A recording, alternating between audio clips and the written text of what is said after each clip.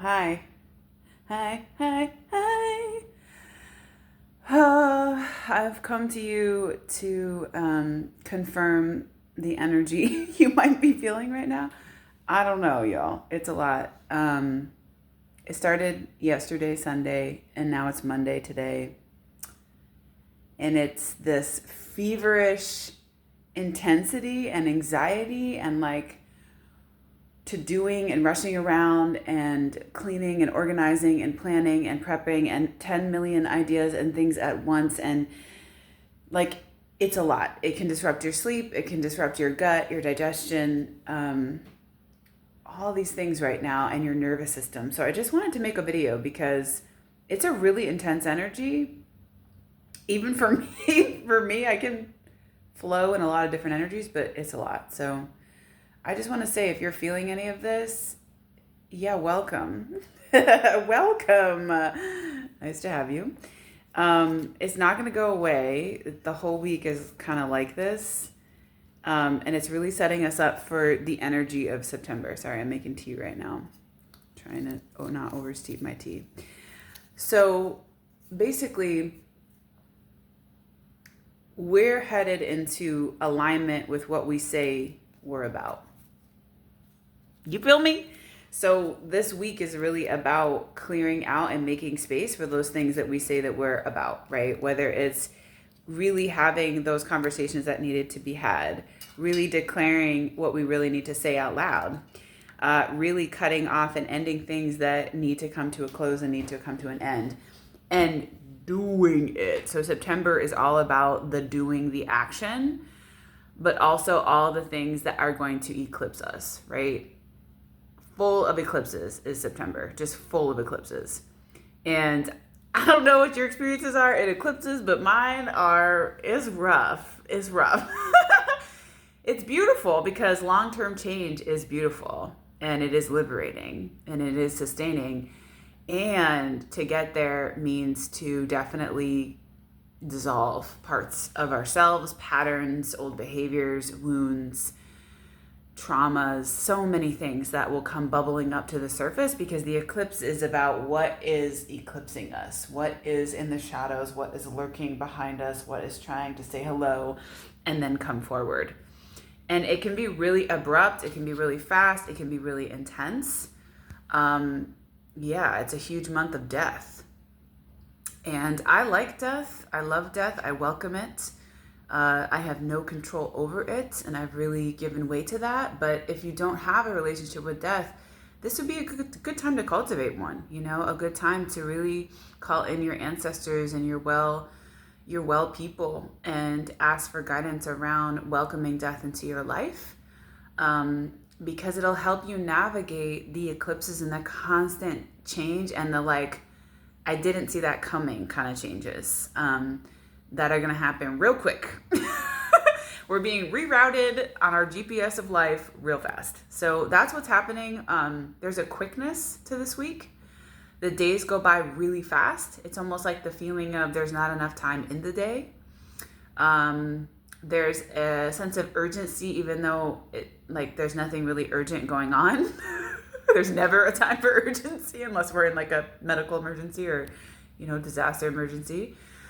So yeah, the things that have supported me in this time are going slow, not allowing the energy to like take me, but getting my own inner tube, getting my snacks, getting my juices, getting the things I need, and then getting on that energy wave when I'm ready, and riding it in the ways that I want to ride it. And I think that's the only thing you can do with energy, right? You can't really shift it. You can't push it away. You just got to go with it. So I wanted to share that as hopefully an anchor or a grounding, and like you're not alone with this energy, and I just saw like a bull, like riding a bull, those mechanical bulls. It's a weird example, but riding a mechanical bull, just putting your hand up and being like, yeah, like I'm doing this, and I might get tossed off and I'm going to try to get back on again. Like that is the vibe of this week. Like, wow, everything just broke or the internet went down. I don't even know what it is. But it's okay. And there's going to be a way out of this. So, yeah. Also, I wanted to come on. People have been like, "Are you okay, Ash? Is everything okay? I think you're okay." And I'm like, "I'm definitely okay." I am very supported, more supported than I know what to do with, in finding a new home. I haven't found a new home yet. I'm still bebopping around, but I have places where I'm calling home for long periods of time, and I'm very grateful for that. Um, and yeah, I'm doing well. Yeah, some of you wrote to me personally and were like, I don't know how you're doing it, but you always do it like in the middle of like seemingly nothing. Like you find a way. And I would say that's true. And I definitely don't do it alone. You know, I do it with the help of kin, of friends, of community, of people that I am actively reaching out to, and they're actively reaching out to me, and together we're stronger. So I feel really okay, which is also why I've been able to do readings this whole time while I've been in transition, which has never happened. Historically, as many of you know, if I'm going through something, I shut it down. I shut it down and just don't have the capacity, you know? But what's really interesting right now is I'm learning this lesson on a soul level around really being in dual realities. Like I always exist because of the gifts that I have. I always exist within this earthly reality in a very strong way, in a very grounded way. I'm a double Capricorn, so there you go. But I also, with my Sagittarius ness, exist within the ethereal, within the death realms, within the in between realms, and that's where I do my mediumship, right? So I've been asked to toggle these lines, which, you know, can be very challenging, to constantly be between the two. It's enough to make someone crazy for sure.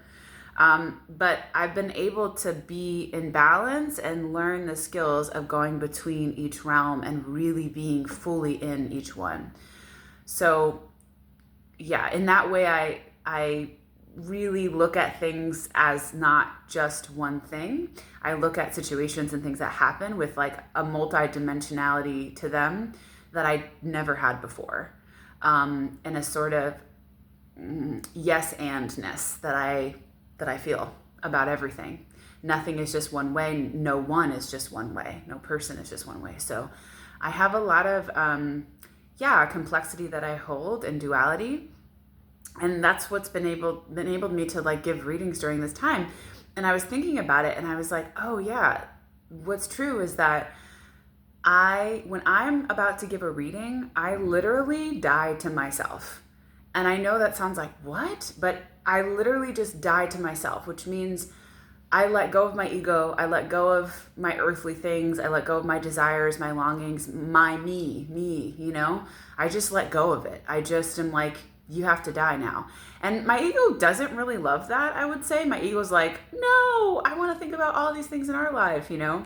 But in order for me to turn over my complete energy and body to spirits, which is what they do, they come inside my body and they articulate through my body.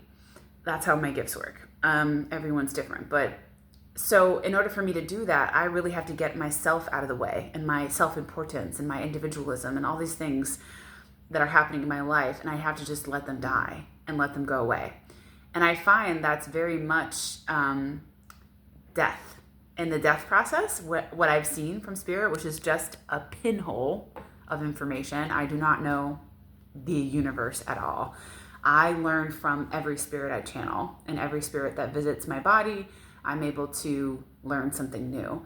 And one of the things that I've been learning is that when we get close to that edge, no matter how we die, no matter how horrible it is or wonderful or everything in between, we start to not care. We start to become unattached and neutral about being a human, our lives, our loved ones, everything. It does not become important anymore. And that's really important in the separation process so that we can leave our physical body and go to the realms and go to the higher places, and start to heal our soul and then transition. It doesn't mean we don't care, but it's not in the human context of caring is what I found. I found that it's actually It's a much bigger love, a much queerer love that's not like solely specific or individual. Yeah, there's so much complexity there and so much like wildness that I could say, but that's what I want to share about that. Because like, so when I'm able to do that and fully give over to that process, I am not here in my human existence. Now, once I come back from the reading, I'm flying high for a while, and then I'm coming back to like, oh yeah, my life, my things, the things I need to do, like all these things, right? And that's when the human reality hits. And then I'm like back into like, oh yeah, I'm traveling and I don't have a home and all these things. But they're not that important. And I have to say, it's such a gift to feel that they're not that important. My whole life up until my near-death experience everything was so important, you know? And what I find doing this work is everything is important and nothing is important. It all matters and it doesn't matter. And it's about the ride. It's about the adventure. It's about the experience. It's about why our souls are really here, you know? So in that way, fear no longer controls my life. Wow, I don't think I've ever said that. But that's true. Because I wouldn't be able to channel if I had intense fear about my human situation. I wouldn't be able to channel for anyone. But I don't. I always know it's in Spirit's hands and it's in Creator's hands, and I'm always going to be okay.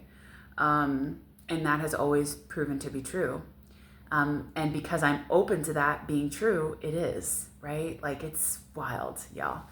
So even in the most difficult, challenging situations that I find myself in, I have been buoyed by giving readings and by Spirit and by the gifts that I receive from people in Spirit who are coming through my body. You know, they give me gifts sometimes of healing, of grace, of love, of a little boost of remembering, you know, where we're from.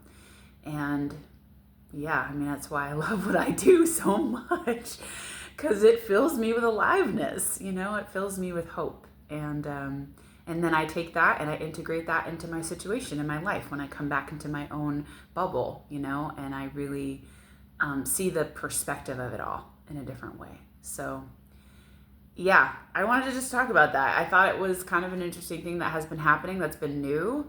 I've never been able to be in difficult situations. And even I was giving a reading recently and there was a construction site in someone's backyard. I was at a house sit and I was in someone's backyard and there was a construction site going on, like literally construction, like the big drills in the concrete kind of thing. And I thought, I can't do and something was like, yeah, you can. Like, this is the readings in our times. And I was like, oh shit, okay. And what's wild, I mean, the decibels of this sound were shaking the foundation of the house. Like, that's how loud it was, right? Like, you could feel it in your teeth kind of feeling. And again, I don't know what this is, but I just did what I always do. I say my prayer, very short prayer, very simple prayer for each person.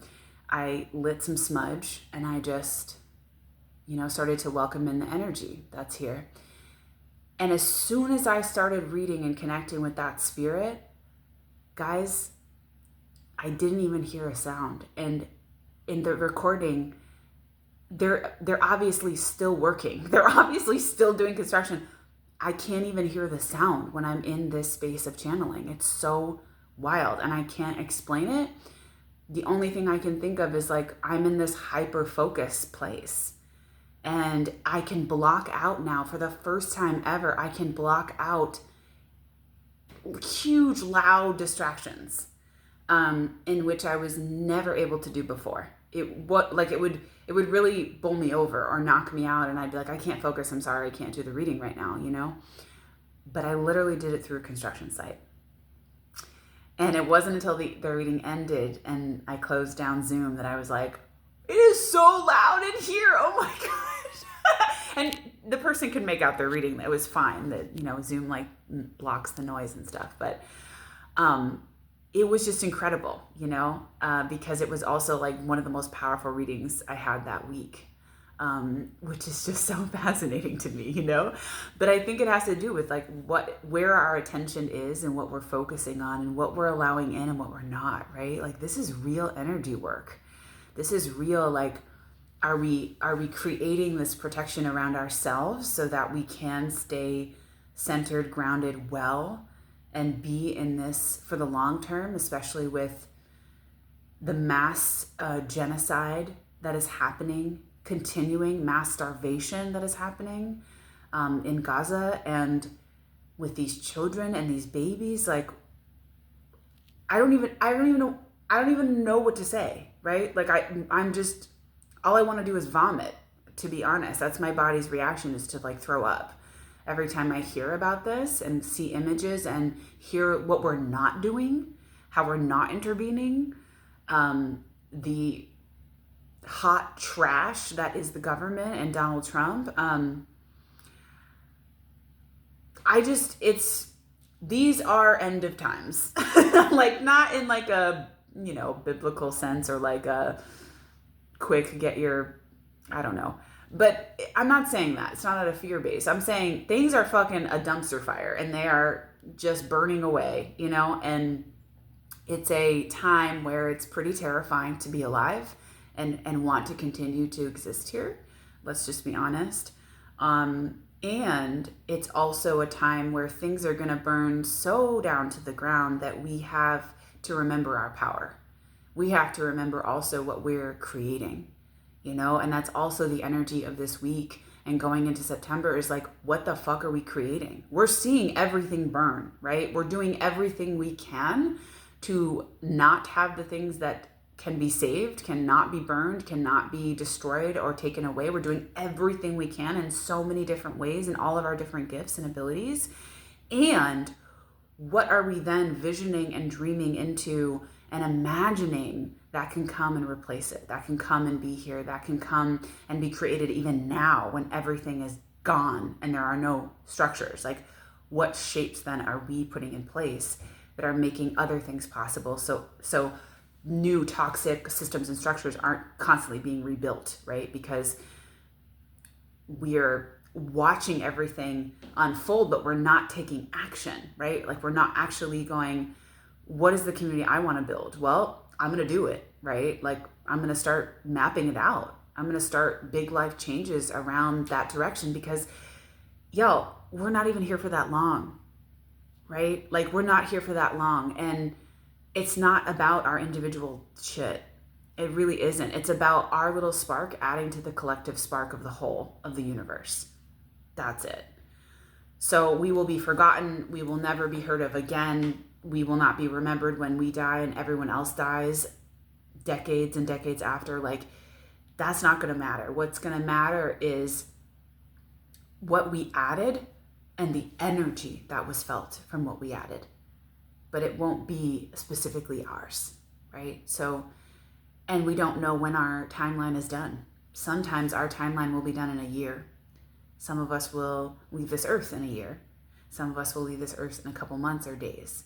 Some will have the next 50 years, right, ahead of them. We don't know. We don't know. And what is it to live each day and be in service each day and be in integrity each day of that knowing? What does that look like to live a life of not knowing when our timeline is up, but being committed to what we're committed about, what we're passionate about, what we care about, what really matters, right? Like, how are we walking that? How are we talking that? How are we living into that? That is the energy. That's what's here right now, which is why there's all this frantic energy getting shit together and getting clear. Because we gonna need to be clear next month, because all the eclipses are gonna come and just yank us energetically, yank us in all these different directions, right? And we have to really know solidly, where do we stand? And what do we stand for? And what are we shaping? What are we dreaming? What are we visioning into? And what's next? Because it's only gonna get kookier and wilder and more obscene, right? But we also have power in creating this without just watching it on television being televised and going down with the ship. Like, we don't have to do that, right? We have autonomy, we have choice, we have power. And our ancestors know that and knew that, which is also why we can call them in this time, right? To back us up in the power that we hold. Okay, I did not know this conversation was going to go this way, but this is what Spirit wanted to come through, so I'm just getting out of the way. I want to say thank you for listening. Thank you for following this journey. There's going to be a lot more videos in this newsletter. This is just what I'm feeling. This is what Spirit wants me to do to head more. It's more vulnerable, but it's also just more real. And it's what's here right now, is being able to talk to you like this. And I may go back to some writing, but I don't see so. Man, dyslexia be wild. Like, what? I don't see so in the near future. So yeah, if you're not into videos, you don't have to watch them. And if you're into them, thank you for watching. Thank you for taking me in. And thank you for also being a part of this newsletter for so long. And if you're not a part of the Dear Ones newsletter, get on, come here, come in, come have some tea and hang out with us. And I will be sharing my last readings of 2025. I am sold out, y'all, for the rest of the year until I think November and December, which are the last 2 months of this year. What? And I am opening some readings and giving some specials with the first 5 readings that are booked. I won't tell you what they are, but they're coming. So there will be a limited amount of readings. Once they're booked and sold out, they're sold out for the year. And I won't reopen until 2026. So if you're wanting a reading, if you're wanting support, whether that's connecting with a deceased loved one on the other side, or wanting support around your life and your path right now, right? I'm not like I don't give you a blueprint of your life, okay? I get out of the way and I let your spirit guides bring through things you already know, sense, and feel. Some things you haven't even said to other people that are so private and on your heart. That's the stuff they talk about. That's the stuff they get to. That's how intimate these readings are. Okay, so I just want to say that. People are like, I didn't know this was so intimate. Like, we would go there. I'm like, yeah. Who do you think you're talking to? So if you're wanting to go there, if you're wanting to have support on your path in any area of your life, and you're wanting to be validated in what you're already thinking, knowing, and feeling, and also get support around certain aspects that are coming up for you right now, come get a reading. And if you're like, whoa, that's too intimate, I'm not ready, don't get a reading with me. Because I'm really intimate and they're held in a really intimate way. And the spirits I work with are really intimate. So, but if you're ready and you're feeling open and you're ready to hear things that might be confronting, which are always out of love, or also just things that you haven't said out loud to yourself even that you really are desiring in your life right now, come get a reading. Things will be validated that you just never thought, would come through. So, and if you're struggling, in your grief process and wanting to really hear from and feel your loved one, come get a reading. The mediumship readings are really powerful. Again, they're really intense. Both experiences are like a psychedelic experience. So I always say that please prepare yourself in the ways that you need to prepare yourself, and also setting aside time in your day to process and do what you need after. It is a lot. It is a lot in the sense of where we go energetically and emotionally. It is a very safe and held space. And you'll see that by some of the testimonies that I'll be sharing over the next few days, of people that have had massively beautiful experiences that I'm still like, what? How? How is this possible? So yeah, I just wanted to share that with you all. If you're interested, there'll be things coming out soon in the newsletter. And yeah, I'm just sending you all a lot of love, a lot of care, and a lot of grace in this week. Be gentle on yourself, go slow, have all the ideas, but also just like stop and breathe and feel the gratitude of what it is to be alive. What it is to be alive, to feel any of this is just incredible. It's just a miracle. It really is. So hope you feel that miracle this week, even in the struggle, even in the difficulty, even in the grief. You know, we need you, and that's why you're still here, right? You're a part of us all, of the whole. So sending love, sending care, and I'll talk to y'all soon. Bye.